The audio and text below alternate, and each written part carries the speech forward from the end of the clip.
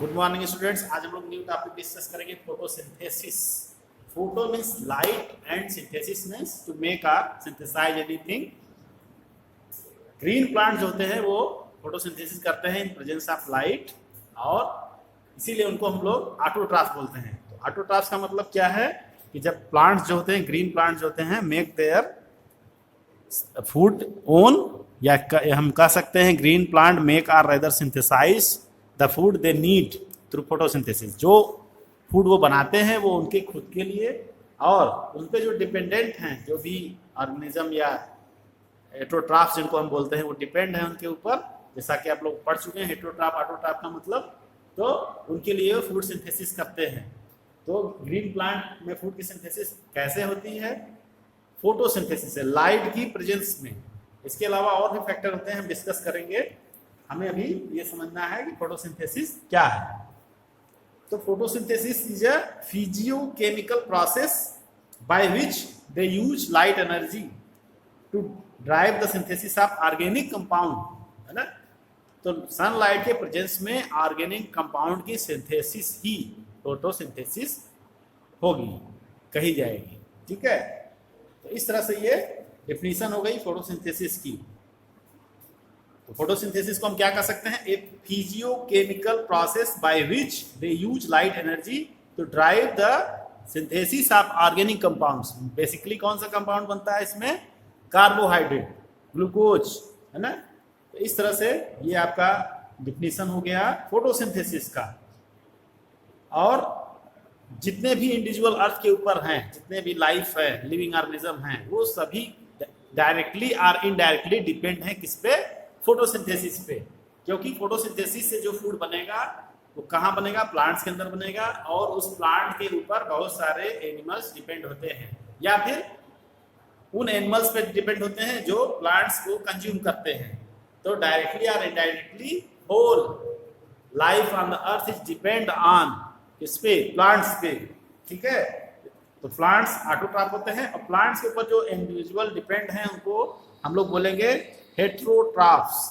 तो इस तरह से ओवरऑल जो लाइफ है अर्थ के ऊपर वो डिपेंड है किस पे? फोटोसिंथेसिस के ऊपर। अगर फोटोसिंथेसिस नहीं होगी तो लाइफ जो है सरवाइव नहीं कर पाएगी अर्थ के ऊपर। ठीक है, तो photosynthesis is a primary source of all food on the अर्थ, हम कह सकते हैं इस चीज को। और इसके अलावा एक इसका फैक्टर और है, इंपॉर्टेंट फैक्टर, वो है रिलीज ऑफ ऑक्सीजन। जैसा कि आप जानते हैं जितने भी एनिमल्स हैं मोस्टली वो डिपेंड है रेस्पिरेशन के लिए ऑक्सीजन पे। ऑक्सीजन इंपॉर्टेंट चीज है, और ये ऑक्सीजन कहाँ से रिलीज होती है? प्लांट से। कौन सी प्रोसेस से रिलीज होती है? फोटोसिंथेसिस से। अभी हम डिटेल में पढ़ेंगे कि ऑक्सीजन कब और कहाँ रिलीज होती है ना। फोटोसिंथेसिस में ऑक्सीजन कब और कहाँ रिलीज होती है, इसके बारे में हम लोग डिटेल में स्टडी करेंगे। तो कुल मिला के कहने का मतलब कि photosynthesis is a main chemical reaction by which life is present on earth. यानी अर्थ पे लाइफ के सर्वाइवल के लिए फोटोसिंथेसिस का होना इंपॉर्टेंट है, कंपल्सरी है। ठीक है, और फोटोसिंथेसिस में होता क्या है? Photosynthesis converts light energy into chemical energy. Photosynthesis means light energy convert into chemical energy. तो जो मॉलिक्यूल होते हैं, कार्बोहाइड्रेट है, वो केमिकल बॉन्डिंग होती है उनमें, मतलब बॉन्ड के एनर्जी के फॉर्म में वो स्टोर हो जाते हैं, केमिकल एनर्जी के फॉर्म में।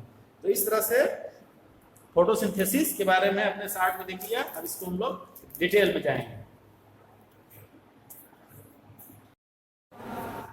तो अब हम लोग फोटोसिंथेसिस के उन एक्सपेरिमेंट के बारे में डिस्कस करेंगे जिसकी वजह से फोटोसिंथेसिस के बारे में हमारी नॉलेज बढ़ी, और फोटोसिंथेसिस को हम प्रॉपर वे में समझ सके, अंडरस्टैंड कर सके उनको। तो इस ऑर्डर में सबसे पहले जोसेफ प्रिस्टले ने 1770 में एक बेल जार एक्सपेरिमेंट किया। उन्होंने एक बेल जार के अंदर एक माउस और एक लाइटिंग कैंडल को लिया, कुछ समय के लिए इनको बेल जार के अंदर क्लोज में करके बंद करके रख दिया। कुछ समय के बाद क्या हुआ कि माउस भी सफोकेट हो गया, डाई कर गया, और कैंडल भी एक्सटिंग्विश हो गई। यानी कि यहाँ पे कुछ ऐसा हुआ जिसकी वजह से ये दोनों प्रोसेस हुई। तो इसका मतलब क्या हुआ कि दोनों जो है उन्होंने कंक्लूड किया कि a burning candle or animal that breathe the air. तो बर्निंग कैंडल के लिए भी एयर की जरूरत थी और माउस के लिए भी, कि जो कुछ समय के बाद यहाँ पे मौजूद नहीं थी। इसी वजह से ये दोनों चीज हुई, यानी कि माउस भी डाई कर गया सफोकेट करके और ये कैंडल भी एक्सटिंग्विश हो गई।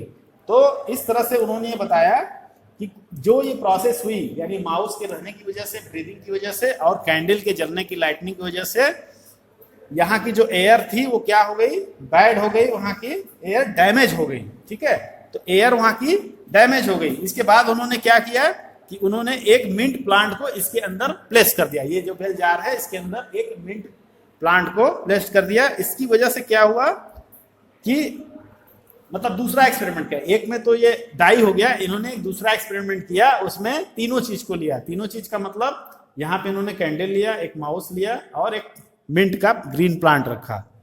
तीनों के मौजूदगी के वजह से क्या हुआ कि कुछ समय के बाद भी माउस सरवाइव करता रहा और जो कैंडल थी वो भी एक्सटिंग्विश नहीं हुई, लाइटनिंग उसकी कंटिन्यू रही। तो इस तरह से इसका मतलब ऐसा हुआ कि जो पहले क्या हुआ था कि जो यहाँ पे माउस ब्रीदिंग कर रहा था और कैंडल लाइटिंग हो रही थी, इसकी वजह से एयर क्या हो गई, वहां की डैमेज हो गई। लेकिन प्लांट की मौजूदगी की वजह से जो डैमेज्ड एयर थी वो रीस्टोर हो गई। बात अब समझिए, पहले जब यहाँ पे प्लांट मौजूद नहीं था तो जो एयर थी वो डैमेज हो गई, बाद में इस प्लांट की वजह से वो रिव्यू हो गई, सरवाइव कर गई, वो है ना, रिस्टोर हो गई।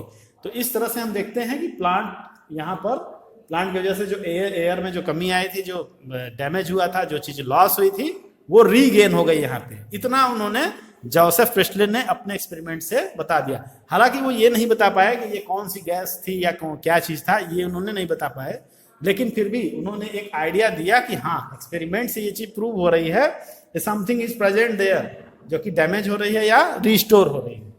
ठीक है, तो इस तरह से इन्होंने इस चीज को बताया कि plant restore to air whether breathing animal or burning candles remove, है ना। तो प्लांट जो है उस चीज को रिस्टोर कर देता है जो माउस की ब्रीदिंग से या फिर कैंडल के बर्निंग से डैमेज होता है या रिमूव हो रहा है, उस चीज को ये रिस्टोर कर दे रहा है। ठीक है, तो जॉन पिस्टले ने जो एक्सपेरिमेंट किया था, जॉन इंजनहाउस ने इसी सेटअप को दो तरीके से किया। उन्होंने एक सेटअप को लाइट में रखा, सनलाइट में, दूसरे सेटअप को उन्होंने डार्क में रखा और बताया कि इस पूरी प्रोसेस के लिए सनलाइट या लाइट इज इसेंशियल, क्योंकि लाइट के बिना ये प्रोसेस बहुत समय तक कंटिन्यू नहीं हो पाएगी। प्रोसेस इसकी कुछ समय के बाद धीरे धीरे ये माउस जो है वो सरवाइव नहीं कर पाएगा और कैंडल भी एक्सटिंग्विश हो जाएगी। इसके अलावा उन्होंने अपने एक्सपेरिमेंट से बताया कि इस अगर हम कोई एक्वेटिक प्लांट ले लें तो एक्वेटिक प्लांट को अगर हम लाइट में रखें तो कुछ समय के बाद उसमें बबलिंग होने लगती है। जैसे उन्होंने एक एक्सपेरिमेंट किया इस तरह से,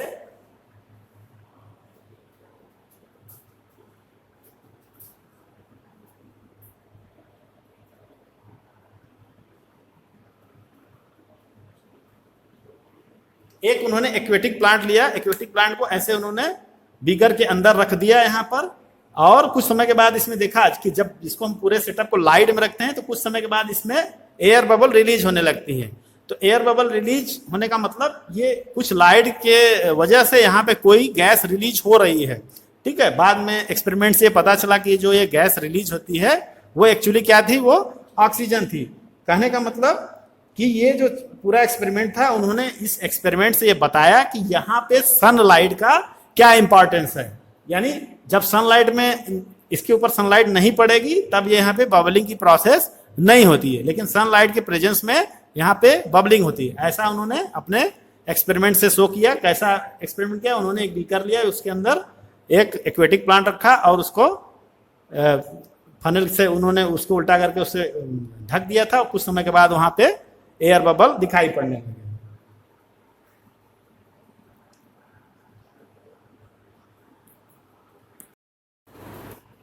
तो अब हम लोग जितने भी फोटोसिंथेसिस एक्सपेरिमेंट देखे हैं उसकी क्रम में एक हम लोग यहाँ पे और इंटरेस्टिंग एक्सपेरिमेंट के बारे में चर्चा करेंगे।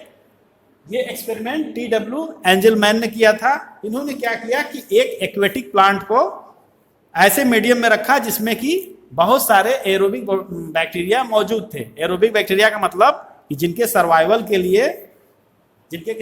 लिए ऑक्सीजन की प्रेजेंस नेसेसरी होती है। तो ऐसे मीडियम में जिसमें कि इस तरह के बैक्टीरिया मौजूद थे, उन्होंने एक एक्वेटिक प्लांट कौन सा लिया? क्लैडोफोरा।